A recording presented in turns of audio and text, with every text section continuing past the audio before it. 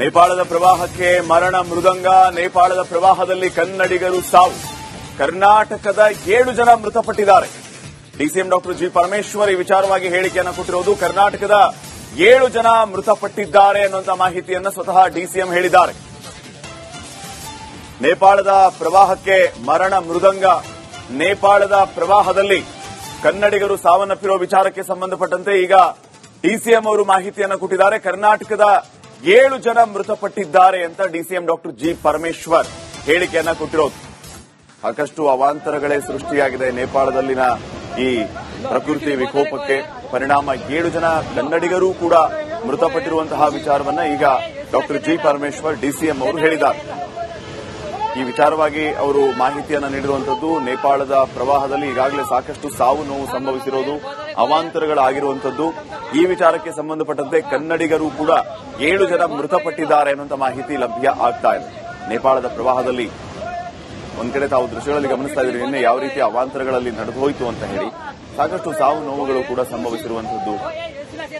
ಹಲವರು ನೇಪಾಳದ ಪ್ರವಾಸಕ್ಕೆ ಹೋದಂತವರು ಈ ಪ್ರವಾಹದಲ್ಲಿ ಸಿಕ್ಕಾಕೊಂಡಿದ್ದಾರೆ.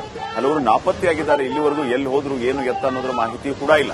ಇದರ ಮಧ್ಯೆ ಕರ್ನಾಟಕದ 7 ಜನ ಮೃತಪಟ್ಟಿದ್ದಾರೆ ಅನ್ನುವಂತಹ ಮಾಹಿತಿಯನ್ನ ಡಿಸಿಎಂ ಡಾಕ್ಟರ್ ಜಿ ಪರಮೇಶ್ವರ್ ಅವರು ಹೇಳಿದ್ದಾರೆ.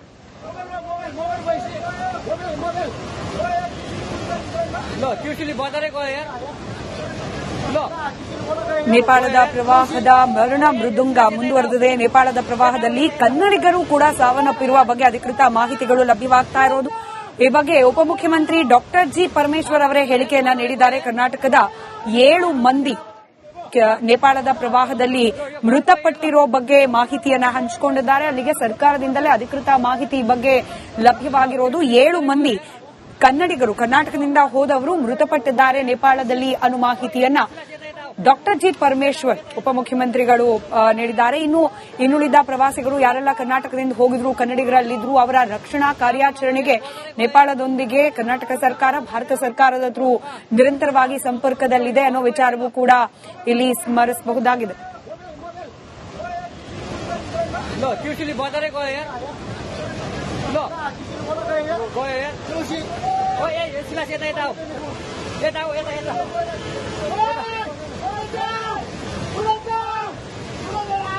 ಮತ್ತಷ್ಟು ಡೀಟೇಲ್ಸ್ನೊಂದಿಗೆ ನಮ್ಮ ಪ್ರತಿನಿಧಿ ಸುರೇಶ್ ನೇರ ಸಂಪರ್ಕದಲ್ಲಿದ್ದಾರೆ. ಸುರೇಶ್, ಸರ್ಕಾರದ ಕಡೆಯಿಂದಲೇ ಇದೀಗ ಅಧಿಕೃತವಾದ ಹೇಳಿಕೆ ಹಾಗೆ ಲೆಕ್ಕ ಲಭ್ಯವಾಗ್ತಾ ಇರೋದು. 7 ಮಂದಿ ಕರ್ನಾಟಕದವರು ನೇಪಾಳದಲ್ಲಿ ಮೃತಪಟ್ಟಿದ್ದಾರೆ ಅಂತ ಹೇಳಿ ಬೇರೆನೆಲ್ಲ ಮಾಹಿತಿಯನ್ನು ಹಂಚಿಕೊಂಡಿದ್ದಾರೆ ಉಪಮುಖ್ಯಮಂತ್ರಿಗಳು. ಜೊತೆಗೆ ಉಳಿದವರ ರಕ್ಷಣೆಗೆ ವಾಪಸ್ ಅವರನ್ನ ಕರ್ಕೊಂಡು ಬರೋ ಪ್ರಯತ್ನದ ಭಾಗವಾಗಿ ಸರ್ಕಾರದ ಕಡೆಯಿಂದ ಏನೆಲ್ಲ ಕ್ರಮಗಳಾಗ್ತಾ ಇದೆ?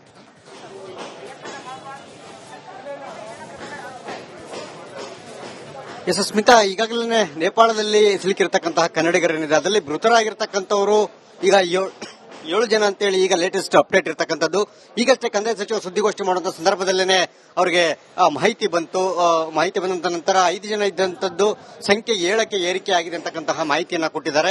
ಒಂದು ಕಡೆಗೆ ಮೃತದೇಹಗಳನ್ನು ಕರೆತರೋದು ಒಂದು ಕಡೆ ಯಾರು, ಮತ್ತೊಂದು ಕಡೆ ಅಲ್ಲಿ ಸಿಲುಕಿರ್ತಕ್ಕಂಥವ್ರನ್ನ ಕೂಡ ಸುರಕ್ಷಿತವಾಗಿ ವಾಪಸ್ ಕರೆತರಬೇಕು. ಮತ್ತೆ ಸದ್ಯದ ಪರಿಸ್ಥಿತಿಯಲ್ಲಿ ಅವರನ್ನ ಇವತ್ತೇ ಕರೆತರೋದಕ್ಕೆ ಆಗದೆ ಹೋದ್ರೂ ಕೂಡ ಅಲ್ಲಿ ಅವರನ್ನ ಸುರಕ್ಷಿತ ಸ್ಥಳಗಳಿಗೆ ರವಾನೆ ಮಾಡಿಸುವಂತಹ ಜವಾಬ್ದಾರಿ ಆಗಬೇಕು. ಸೊ ಹೀಗಾಗಿ ಇಲಾಖೆಯಲ್ಲಿ ಇರತಕ್ಕಂಥ ಒಂದಷ್ಟು ಟೀಮ್ಗಳನ್ನ ಮಾಡಿ ಕೂಡ ಕಳಿಸೋದಕ್ಕೆ ವ್ಯವಸ್ಥೆ ಆಗಿರತಕ್ಕಂಥದ್ದು. ಈ ಸಂಬಂಧಪಟ್ಟಂತೆ ಕೂಡ ಮಾಹಿತಿನ ಹಂಚಿಕೊಂಡಿದ್ದಾರೆ.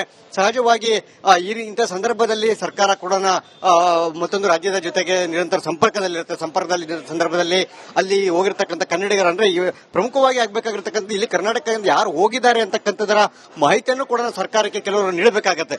ಏಕೆಂದರೆ ಅವರ ಸಂಬಂಧಿಕರಿರ್ಬೋದು ಅಥವಾ ಅವರ ಪೋಷಕರಿರ್ಬೋದು ಅಥವಾ ಅವರ ಕುಟುಂಬಸ್ಥರಿರ್ಬೋದು ಯಾರಾದ್ರೂ ಹೋಗಿದ್ರೆ ಅಂತವ್ರು ಮಾಹಿತಿಯನ್ನು ಕೊಟ್ಟಂತಹ ಸಂದರ್ಭದಲ್ಲಿ, ಅವರ ದೂರವಾಣಿ ನಂಬರ್ಗಳನ್ನು ಕೊಟ್ಟಂತಹ ಸಂದರ್ಭದಲ್ಲಿ ಸುಲಭವಾಗಿ ಅವರನ್ನ ಪತ್ತೆ ಹಚ್ಚುವಂಥದ್ದು, ಅವರನ್ನ ಕರೆತರುವಂಥದ್ದು ಆಗತ್ತೆ ಅಂತಕ್ಕಂಥದ್ದು ಪರಮೇಶ್ವರ್ ಅವರು ಹೇಳುವಂತ ಇರ್ತಕ್ಕಂಥದ್ದು.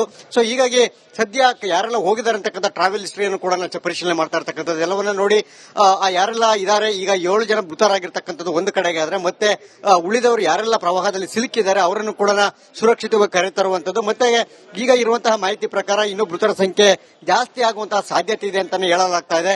ಆದ್ರೆ ಅಂತಿಮವಾಗಿ ಸಂಜೆಯ ವೇಳೆಗೆ ಒಂದಷ್ಟು ರಾಜ್ಯ ಸರ್ಕಾರದಿಂದ ಅಧಿಕೃತವಾಗಿ ಮತ್ತಷ್ಟು ಮಾಹಿತಿಯನ್ನ ಬಿಡುಗಡೆ ಮಾಡ್ತಾರೆ ಸ್ಮಿತಾ. ಅಲ್ಲಿ ನೋಡಬೇಕು ಅಷ್ಟೊತ್ತಿಗೆ ಎಷ್ಟು ಜನರ ರಕ್ಷಣೆ ಆಗಿದೆ ಅಂತಕ್ಕಂಥದ್ದನ್ನ